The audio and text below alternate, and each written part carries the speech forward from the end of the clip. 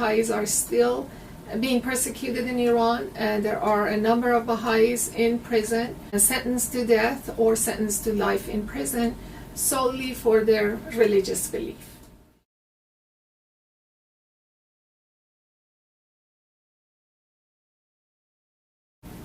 Hi, my name is Mahvash Khajavi-Harvey. I am the author of the book called Daylight Forever, a memoir. It is my story of growing up in Iran, in Tehran, post-revolution of 1979 when I was a child.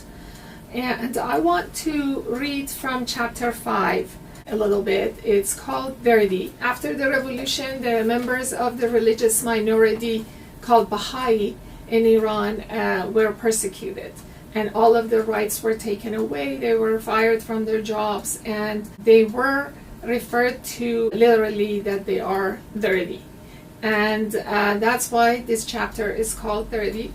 Unfortunately, even today, 40 years later, Baha'is are still being persecuted in Iran, and there are a number of Baha'is in prison, sentenced to death or sentenced to life in prison solely for their religious belief. I'm going to read a little bit about what happened post-revolution. The revolutionaries, no longer busy overthrowing the Shah, turned their attention to religious minorities, and specifically to the Baha'i communities. Overnight, Baha'i professors are fired from their posts for corrupting the minds of the youth.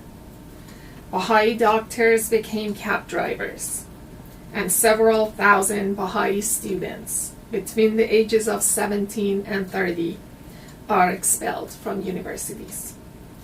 Khomeini makes a comment about cutting off a finger that has gangrene before it can infect the whole body. He calls Baha'is apostates, meaning they are not protected under Islamic law and can be killed and oppressed with impunity. Then he makes a religious law that protects Jews and Christians and Zoroastrians, but not the Baha'is.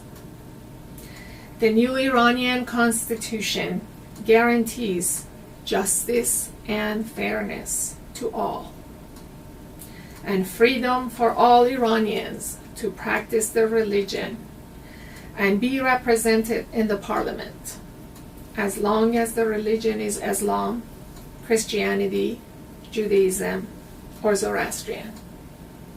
Baha'is are deemed unclean. No one can touch them, and anything they touch also becomes unclean. This, of course, makes it impossible for Baha'is to hold jobs alongside Muslims. Baba kept his job at the water company for longer than some others because he was usually out in the fields, but even he was eventually fired. In rural areas, it was much worse. Baha'is' rights were taken away, their homes looted, and their livestock and properties seized. They were dragged from their homes by force and brought to mosques, where they were compelled to accept Islam or lose everything and be killed. Some bowed to the pressure, while others abandoned their homes to seek refuge with friends and family in larger cities. In schools, teachers told their classrooms that Baha'i children were unclean. Those children were made to sit in the back of the classroom, and the teachers instructed the other students that no one must touch them, talk to them, or play with them. Within a year or two, no Baha'i children, except for those in big cities like Tehran, would even be allowed to attend school. That winter was cold and dark in many ways. Unfortunately, it is still continuing on. Baha'is have no legal rights in Iran, and they continue to be oppressed and persecuted. Thank you for watching.